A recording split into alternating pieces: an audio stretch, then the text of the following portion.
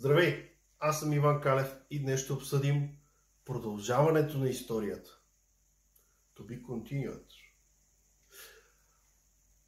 Дано съм го казал правилно.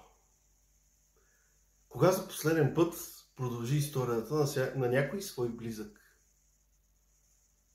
Какво имам предвид? Някой близък идва при теб, екзалтиран, иска да ти сподели нещо, което за него е много важно. И ти го посрещаш с думите: да. Това е тъпотията. Пробвай нещо друго. А ти как се чувстваш, когато си в тази позиция? Отиваш екзалтиран. Сега тук ще ти кажа какво съм измислил, как съм го измислил. И от другата страна: да, бе, брат, ти си знаеш.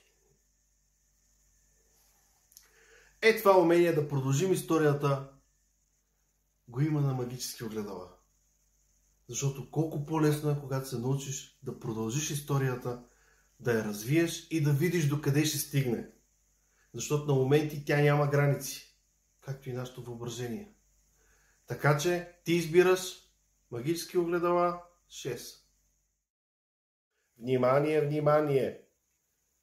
Практическото обучение магически огледала ще се проведе на 3 и 4 февруари 2024.